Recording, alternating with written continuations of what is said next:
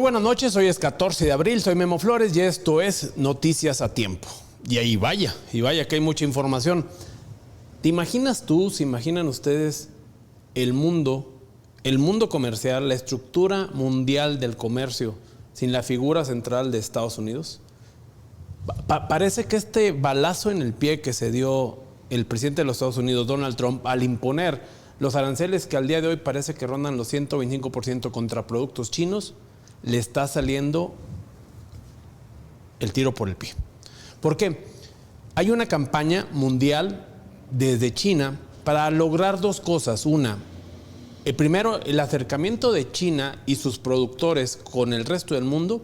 Y dos, y lo más importante y preocupante para Estados Unidos, el alejamiento de, o China nos quiere hacer ver a Estados Unidos como que ya quiere un alejamiento Estados Unidos del comercio mundial. Y los chinos están diciendo es, si Estados Unidos no quiere estar en el comercio mundial, no te apures, tú protégete, quédate adentro, porque nosotros podemos sustituirte.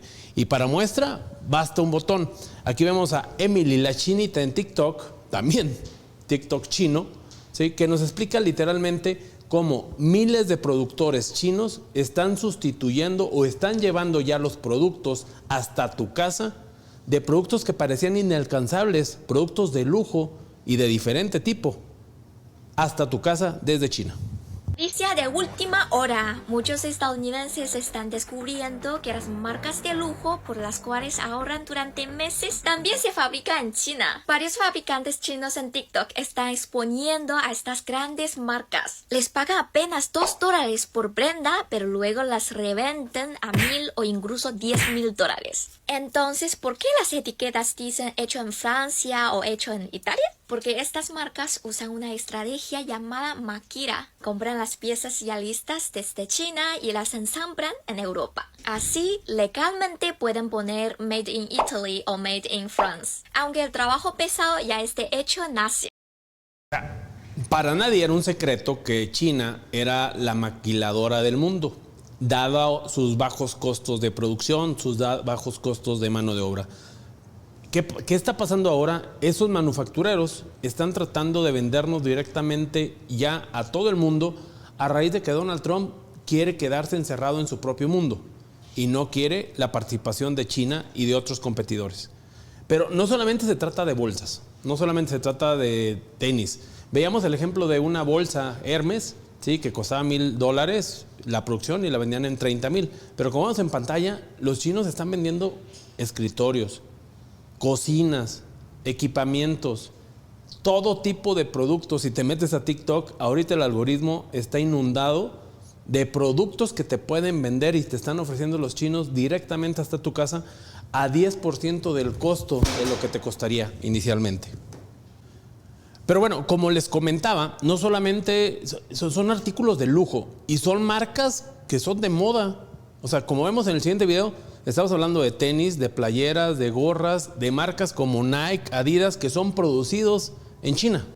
Who are the suppliers behind the Salomon, Timberland, New Balance, Adidas, Nike, First, Baozhong Factory, one of the world's largest OEM sports shoe manufacturer. It is like a Foxconn in the shoemaking industry. During its heyday, it has over 100,000 employees in just one of its factories in Dongguan. What even surprised me is that it owns an independent brand called YY Sport. It's like a distributor for sports shoes like Nike and Adidas, same as like Foot Locker in America and JD Sports in England. Second, Huajian Group. It is one of the largest OEM manufacturer for leather shoes in China. On the other hand, Huajian mainly offer the OEM service towards those big brands like Gucci, Tory Burch, Coach, Calvin Klein, etc. Sounds crazy, right? Alright guys, this is Luna. Follow me for more China sourcing tips. Preocupante. ¿Y dónde va a acabar esta guerra comercial iniciada por Donald Trump? Y lo interesante es, ¿realmente China querrá que acabe esta guerra comercial? ¿O fue el parteaguas que ellos estuvieron buscando durante las últimas décadas para dominar el comercio mundial? Lo decía el otro día un ministro del gobierno chino. China tiene más de 5,000 años existiendo sin Estados Unidos. No los necesitamos. Vámonos ya con más información internacional. La literatura se despide de uno de sus más grandes exponentes. Falleció Mario Vargas Llosa. Hoy el gobierno de Perú decretó duelo nacional. Las banderas están a media asta. El escritor peruano falleció este domingo rodeado de su familia. Esto lo informó Álvaro Vargas Llosa, su hijo. Esto por medio de las plataformas sociales.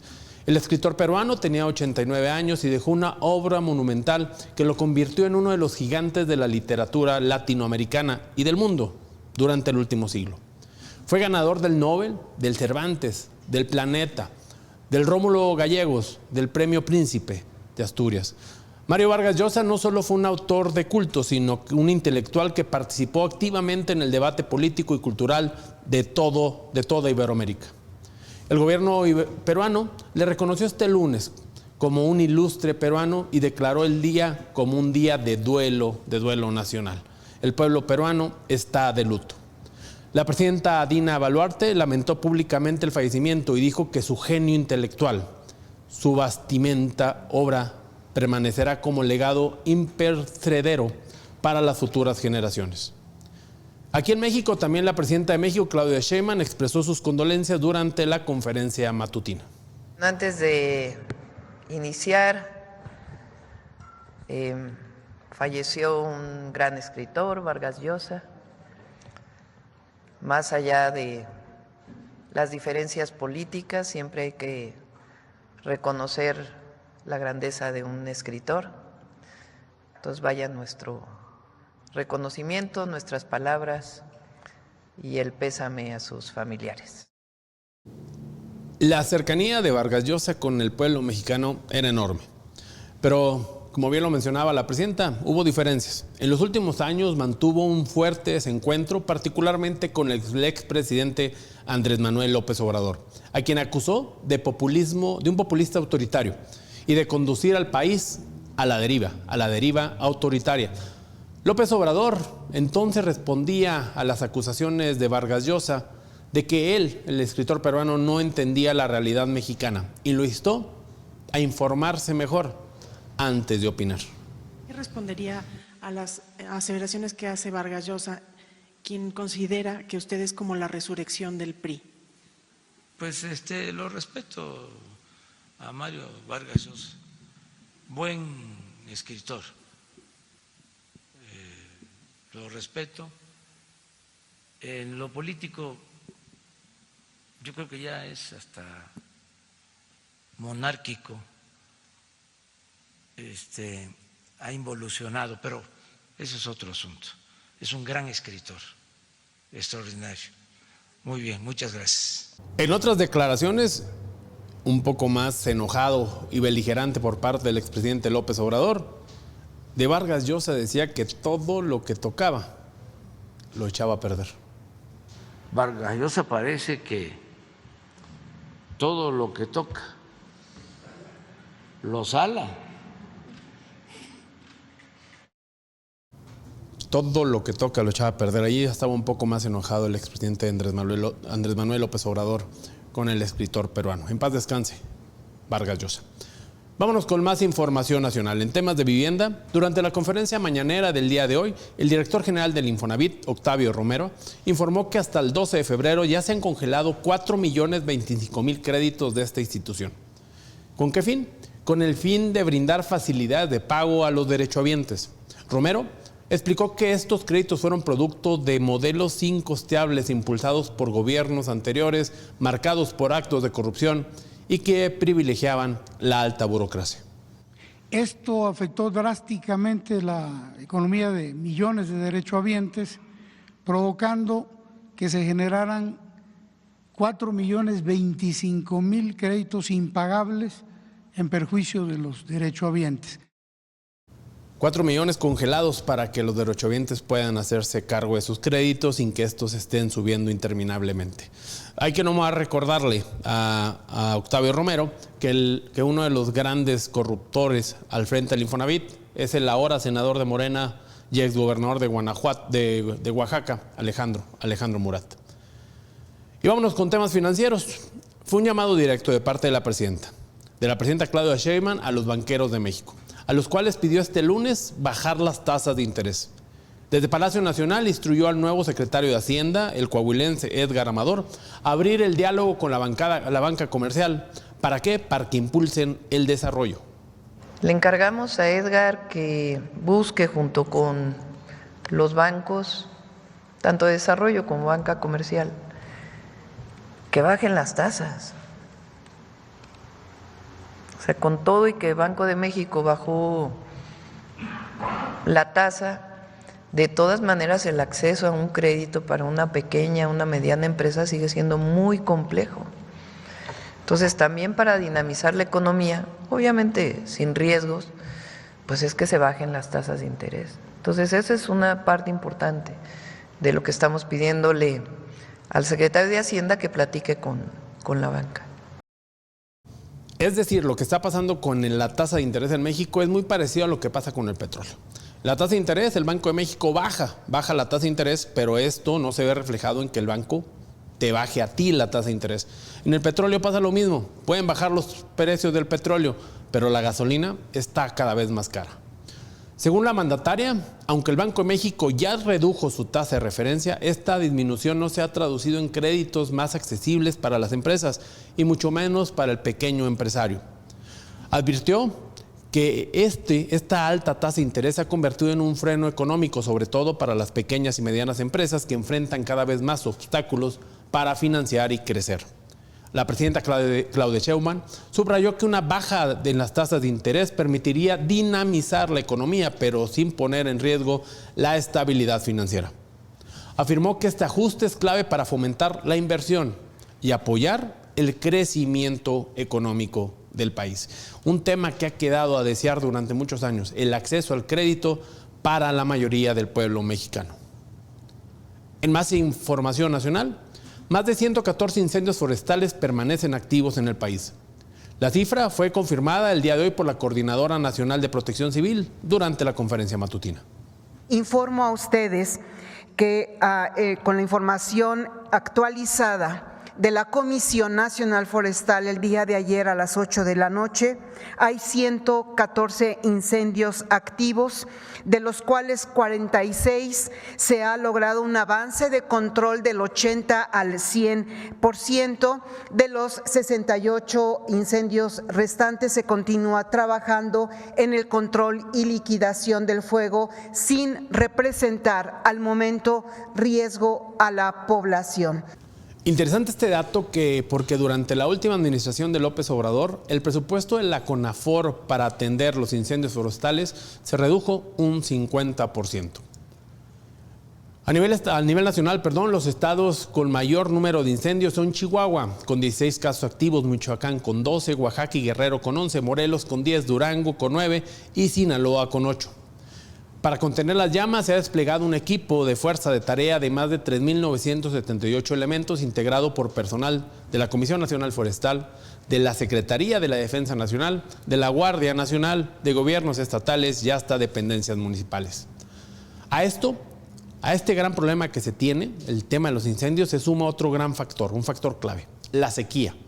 Según Protección Civil, al 31 de marzo, el 42.8% del territorio nacional presenta condiciones de sequía que van desde la moderada hasta excepcionalmente altas, principalmente en el noreste y en el norte del país. Y pasando del fuego del bosque, vamos al fuego de los escenarios, de no creerse lo que pasó. La presidenta Claudia Sheinbaum condenó este lunes la trifulca registrada en el concierto del cantante de música norteña de corridos, Luis R. Conríquez, luego de que el artista se negara a interpretar narcocorridos. Es lo que hay, vergas, es lo que hay. Puro, hay corridos. ¿Cómo le hacemos?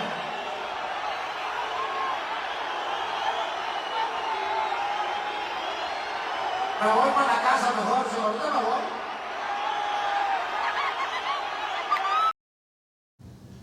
El incidente, lo vimos, ocurría durante la presentación de la Feria Internacional del Caballo en Texcoco el pasado viernes. Horas antes del evento, el cantante había anunciado públicamente que dejaría de cantar canciones que hicieran referencia al crimen organizado. La reacción del público fue inmediata. Abucheos, insultos e incluso objetos lanzados al escenario.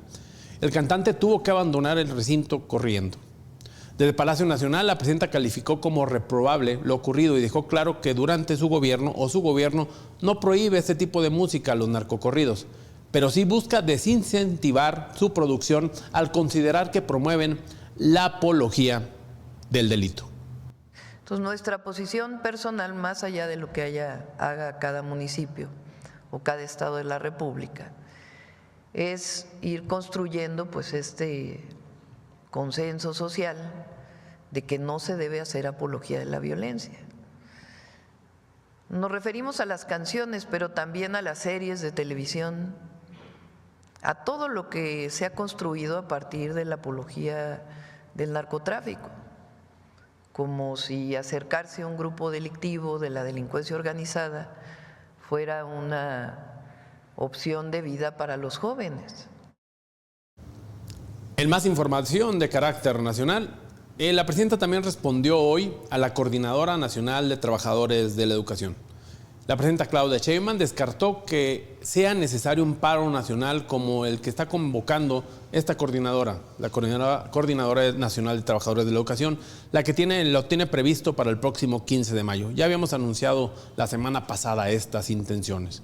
Desde Palacio Nacional, la mandataria aseguró que el diálogo con el magisterio está abierto y que a quienes se manifiesten en la capital se les permitirá llegar al Zócalo. Aquí no hay represión, no somos un gobierno represor, dijo la presidenta. Nosotros no reprimimos, eso nunca lo vamos a hacer. Y está abierta el diálogo. Y a las maestras y a los maestros, pues que conozcan cuál es la posición del gobierno.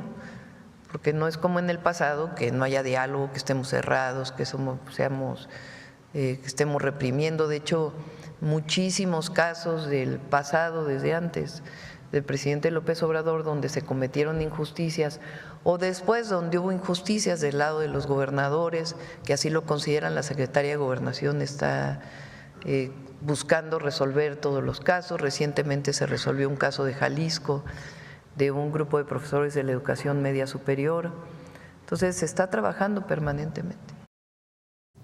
A pesar de las propuestas, la apertura al diálogo de parte de la presidenta, la Coordinadora Nacional de Trabajadores de la Educación ya acordó adelantar el paro nacional y montar un plantón en el Zócalo ese mismo día. ¿Cuándo? El Día del Maestro. Los dirigentes del movimiento han llamado al Magisterio Nacional a unirse a esta protesta, asegurando que la lucha no es solo de ellos, sino de todos los trabajadores del Estado. Además, anunciaron que no se reunirán con la presidenta Sheinbaum el 8 de mayo, como se había previsto originalmente. En más información, la Secretaría de Seguridad Ciudadana de la Ciudad de México informó que detuvieron a un joven de 18 años acusado de robar una escultura artística valuada en 1.2 millones de pesos. El lugar del robo fue la tienda Galería, en Polanco, durante el Festival de las Flores y Jardines. El secretario de Seguridad Pública de la Ciudad de México, Pablo Vázquez, explicó que la joven fue localizada gracias al seguimiento de las cámaras de seguridad, una denuncia ciudadana. ¿La ubicaron en dónde? En la colonia Peralvillo, y durante una revisión preventiva recuperaron el tenis, la escultura robada. En más información de violencia a plena luz del día, y en una de las zonas más exclusivas de Guadalajara, un ataque con arma de fuego se registró este lunes a las afueras de un gimnasio ubicado dentro de la Plaza Andares en Zapopan, allá en Jalisco. 2 personas fueron asesinados en el estacionamiento del centro comercial en el área de las escaleras que conectaban directamente con el gimnasio. El ataque generó una ola de caos vial y de pánico entre los visitantes del centro comercial. A plena tarde y en una de las zonas comerciales más densamente pobladas de Jalisco y con más vigilancia del Estado. Elementos de la Policía Estatal llegaron rápidamente al lugar y resguardaron todos los accesos a la plaza. Hasta el momento, las autoridades, como siempre han dicho, reportan 2 personas detenidas presuntamente relacionadas con la agresión, pero todavía no hay delincuentes capturados con las pruebas contundentes. Las investigaciones ya están en curso, pero la identidad de las víctimas aún no se han dado a conocer. En más información, en el norte del país, Saltillo volvió a destacar, pero ahora no, por buenas noticias. Lo que es la ciudad más segura del país, destacó en el reciente monitoreo semanal de precios realizado por la Procuraduría Federal del Consumidor, una de las ciudades más seguras del país, está entre las 2 y 3 más seguras del país. Pero bueno, según la Profeco, la capital del estado de Coahuila registró el precio más alto de la canasta básica en todo México. ¿Cuándo? Durante la primera semana de abril. El supermercado H-E-B Saltillo República reportó un costo total de 1,012 pesos con 25 centavos por los 24 productos esenciales que monitorea la Profeco, la cifra más alta del país. Este dato refleja una diferencia importante frente a otras regiones y confirma el impacto económico que enfrentan las familias en esta zona del país. Por otra parte, en La Paz, Baja California Sur, la misma canasta pudo adquirirse por tan solo 748 pesos con 60 centavos, en donde en una sucursal de Bodega Aurrerá. La diferencia, 263 pesos con 65 centavos. Otros puntos del país reportaron precios intermedios, 772 pesos con 90 centavos en algunas tiendas de Tijuana, 816 con 80 centavos en Soriana Hiper en Durango. Y en más información, el que reapareció fue el doctor Muerte, Hugo López-Gatell, aquel que condujo la errática política para enfrentar la pandemia del COVID-19 con López Obrador. Y lo hizo, no lo podemos creer, para criticar abiertamente al titular de la Secretaría de Educación Pública, el morenista Mario Delgado, por incluir a empresarios en la estrategia para eliminar la comida chatarra en las escuelas. Durante su participación en el programa El Chamuco, López-Gatell no solo condenó la medida, sino que comparó a Mario Delgado, el morenista, el secretario de Educación Pública, con Claudio Sheinbaum, lo comparó con los funcionarios de Enrique Peña Nieto y Felipe Calderón, y acusó que permitir la colaboración de empresarios en la toma de decisiones sobre la salud escolar implica ceder terreno del Estado al poder económico. Autorrevelación, aquí quiero subrayar además, yo no estoy difamando al secretario de Educación, él solito está no solo exponiendo, sino presumiendo sus acciones. Yo solo las estoy analizando. Otros comportamientos que son idénticos a los de los funcionarios de Calderón y Peña Nieto, está estableciendo este mecanismo de colaboración. Dice en su tuit que van a colaborar. Y en colaborar quiere decir ser partícipes de la toma de decisiones de este programa de protección de la salud de toda la comunidad educativa, no solo la infancia y la adolescencia, como él lo está conduciendo. Y ahorita vamos a hablar de eso. Quieren ser colaboradoras, es decir, está compartiendo la responsabilidad directiva con el poder económico. Por lo tanto, lejos de separar el poder político del económico, lo está embebiendo en las decisiones que le competen soberanamente al gobierno, que representa la soberanía. A ver, este personaje que provocó el fallecimiento de más de 800,000 personas en la pandemia del COVID-19, ahora está agarrándola contra Mario Delgado, el secretario de Educación Pública de Claudio Sheinbaum. Pero bueno, todo esto, estos comentarios del doctor Muerte, del Hugo López-Gatell, se dieron el pasado 9 de abril a raíz de la publicación de Mario Delgado, que publicara esta imagen que estamos viendo en pantalla, donde mencionaba que se había reunido con 27 directivos de empresas del Consejo Mexicano de la Industria de Productos de Consumo para analizar esta nueva política de salud. Pero para López-Gatell esa colaboración representa un conflicto de intereses. Advirtió que los materiales podrían elaborarse según la visión de las propias empresas y no con base en las directrices del programa del gobierno federal. Un pequeño respiro, pero muy pequeño, porque ya estamos viendo lo que está pasando con las empresas chinas que se están metiendo de lleno en el comercio mundial y están tratando de relocalizar el comercio, tratando de generar puentes de interacción directa entre todo el mundo y ellos. Pero en un respiro para las empresas de tecnología, las acciones de algunas de estas empresas subieron a nivel global luego de que el gobierno de Estados Unidos anunciara el fin de semana la extensión de aranceles para productos claves que se importan desde China. Esta decisión alivió temporalmente un sector presionado por la crisis de las cadenas de suministros y el riesgo de mayores costos. Empresas como Apple, que fabrica la mayor parte de sus iPhones en China, repuntaron el día de hoy más del 3.5%. En los últimos días, la compañía había perdido 9% en su valor de mercado. Y recordemos, ya se planteaba la posibilidad de subir el precio de los iPhone en $300 por lo menos. También subieron las acciones de HP, Dell, Nvidia, esto con incrementos de hasta el 6%. El impulso alcanzó a todo el sector de los semiconductores, claves para la tecnología a nivel global. Pero el alivio podría ser efímero, aunque la Casa Blanca excluyó de aranceles a 20 productos que consideraba estratégicos como los chips, las pantallas y la memorias, Donald Trump advirtió que impondrá nuevos aranceles a los semiconductores. Todo esto como parte de su estrategia para reducir la dependencia tecnológica con China. Y en más temas de tecnología e industria, la política arancelaria impulsada por Donald Trump, para ellos hay algunos detalles que le están dando resultados, pero pocos, Este lunes, la gigante tecnológica Nvidia anunció el compromiso de diseñar y construir fábricas ¿dónde? En Estados Unidos, con el objetivo de desarrollar hasta $500 mil millones en infraestructura relacionada con la inteligencia artificial en los próximos 4 años. Por primera vez, la empresa producirá supercomputadoras de inteligencia artificial completamente en territorio estadounidense. Es un giro estratégico que, según los analistas, no sería posible sin la presión arancelaria que impulsó la administración de Donald Trump para reducir esta dependencia con China. El CEO y fundador de Nvidia, Jensen Huang, explicó que esta decisión busca satisfacer la creciente demanda global de chips y de sistemas de inteligencia artificial, pero también busca fortalecer la cadena de suministros y hacerla más resistente frente a las futuras crisis internacionales. Este movimiento significa no solo la relocalización de una parte esencial de la manufactura tecnológica, sino también la creación de cientos de miles de empleos, posiblemente en Estados Unidos, en las próximas décadas.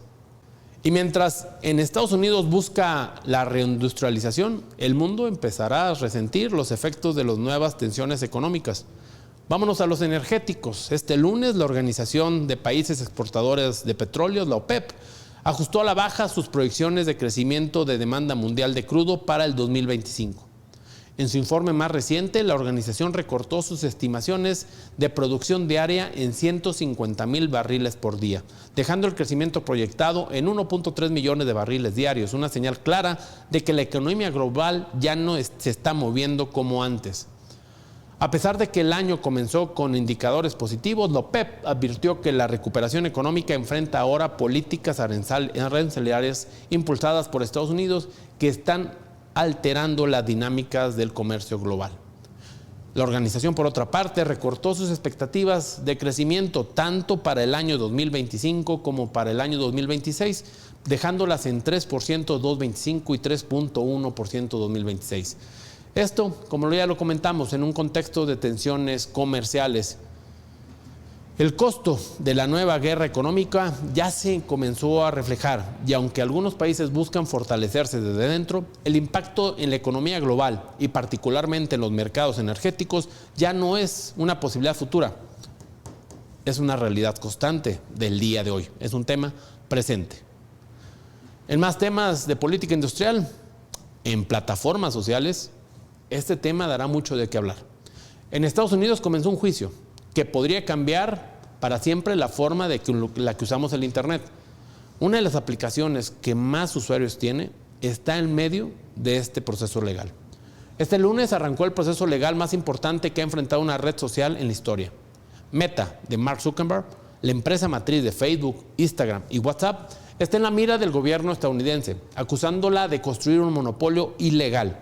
El juicio, que podría durar hasta julio, busca probar que Meta actuó de forma abusiva al obligar a la compañía Instagram y WhatsApp a ser vendidas y compradas por ellos. Si la FTC gana, se abrirá un segundo juicio para decidir cómo proceder con la reestructuración de las empresas. Zuckerberg está previsto para testificar sobre los correos electrónicos en los que discutió la compra de Instagram para neutralizarla como competencia. En información internacional, también de los Estados Unidos, Donald Trump recibió el día de hoy en la Casa Blanca al presidente salvadoreño Nayib Bukele. Fue el primer encuentro formal entre ambos y también la primera vez que un presidente latinoamericano visita el despacho oval. Ambos coinciden en el discurso, en la narrativa y en los temas de las estrategias. El tema central fue el acuerdo migratorio entre El Salvador y Estados Unidos. Se abordó también el caso de Kilmar Abregón García, un ciudadano salvadoreño deportado por error por ICE, a pesar de contar con una orden judicial que le permitía permanecer en los Estados Unidos.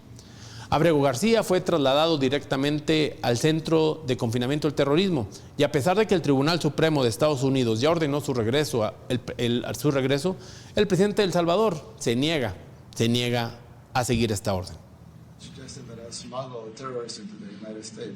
How can I smuggle? How can I return him to the United States? Like I smuggle him into the United States, or whether of course I'm not going to do it. It's like, I mean, the question is preposterous. How can I smuggle a terrorist into the United States? I don't have the power to return him to the United States. So you could release him inside El Salvador. Yeah, but I'm not releasing. I mean, we're not very fond of releasing terrorists into our country. I mean, we just turned the murder capital of the world into the safest country of the Western Hemisphere, and you want us to go back into the releasing criminals so we can go back to being the murder capital of the world? No, that's not going to happen. Well, they'd love to have a criminal, released into our country. I mean, there's a fascination. They would love it. Yeah. Bukele también ofreció ayuda a Estados Unidos con su problema de crimen y terrorismo. Well, it's an honor to be here in the Oval Office with the president and leader of the free world. We're very happy, and we're very eager to help. We know that you have a crime problem and a terrorism problem that you need help with. And we're a small country, but if we can help, we will do it. And we actually turned the murder capital of the world, that was the journalists call it, right? Murder capital of the world, into the safest country in the Western Hemisphere. And, sometimes they say that we imprisoned thousands. I like to say that we actually liberated millions. Esta reunión se dio justo cuando se busca formalizar el acuerdo entre Washington y El Salvador. El Salvador recibirá migrantes expulsados desde Estados Unidos a cambio de un pago de hasta $6 millones anuales. El CECOT, esta megacárcel, centro de confinamiento del terrorismo, la megacárcel convertida en símbolo del régimen de Bukele, es ahora también una extensión de la política migratoria de Donald Trump. En información que tiene que ver con deportaciones, organizaciones civiles ya presentaron demandas para frenar el traslado de más migrantes a estos centros del terrorismo en El Salvador. Pero eso no ha detenido al gobierno de Trump, que ha enviado a más de 200 personas a ese penal. Y a pesar de estas denuncias, el gobierno de Estados Unidos este domingo deportó a 10 migrantes más acusados de ser miembros de las pandillas de la Mara Salvatrucha o del Tren de Aruga. El anuncio lo hizo el secretario de Estado, Marco Rubio, que destacó en su cuenta de X que la alianza entre ambos mandatarios es un ejemplo para la seguridad y la prosperidad del hemisferio americano. Hace unos meses, el gobierno de Claudia Sheinbaum envió 29 capos mexicanos a Estados Unidos, entre ellos el afamado Rafael Caro Quintero. Hoy la moneda giró al sentido contrario. El gobierno de Estados Unidos anunció la repatriación de 13 criminales mexicanos presos en cárceles de aquel país y condenados por delitos relacionados con el narcotráfico. El Departamento de Justicia, encabezado por Pam Bondi, informó que todos ellos fueron sentenciados por tráfico de cocaína, metanfetaminas y fentanilo. Su regreso a México, dicen las autoridades estadounidenses, representa un gran ahorro para el gobierno norteamericano, un ahorro de $3 millones para los contribuyentes al eliminar los costos de encarcelamiento por los 75 años combinados que aún debían de cumplir estos presos. La repatriación se llevó a cabo el pasado 11 de abril, a solicitud de los propios reclusos, con el aval de ambos gobiernos, el de Donald Trump y el de Claudia Sheinbaum. El Departamento de Justicia precisó que los reos cumplirán el resto de sus condenas en México, conforme al Tratado de Colaboración. Hasta ahora, la Secretaría de Seguridad Pública del Gobierno Federal ni la Fiscalía General de la República han revelado la identidad de los repatriados. Lo que sí es un hecho, que ni el Chapo Guzmán ni Ismael El Mayo Zambada forma parte de este grupo. Vámonos con información del espacio.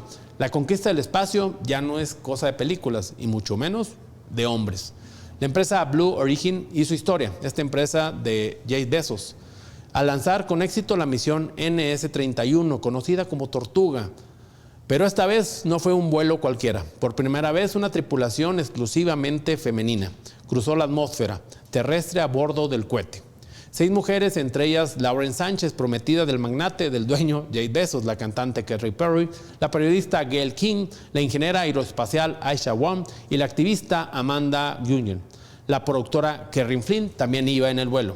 El despegue empezó a las 7:30 de la mañana, realizándose finalmente 8:30 hora allá de Texas. 3 minutos después, la nave alcanzó la línea Kármán, esta delgada línea que divide la Tierra del espacio exterior. La atmósfera son los 100 kilómetros de extensión. Ahí las tripulantes flotaron en gravedad cero A los 7 minutos y 20 segundos el cohete aterrizó de manera vertical y en 3 minutos después la cápsula tocó tierra. 10 minutos, eso duró la misión, pero lo que ocurrió en esos 10 minutos ya es historia. Con este vuelo, Blue Origin acumula 11 misiones tripuladas y se consolida su apuesta sobre el turismo espacial. Pero bueno, esto fue todo lo que tenemos el día de hoy para arrancar esta semana. No dejen de seguirnos a través de las diferentes plataformas de atiempo.tv. Recuerden, información verificada y al momento. Tenemos diferentes espacios noticiosos en punto de las 8 de la mañana, Noticias a Tiempo, y a la 1 de la tarde, Noticias Central. Yo soy Memo Flores, que tengan ustedes un excelente inicio de semana. Nos vemos aquí el día de mañana en punto de las 8 de la noche.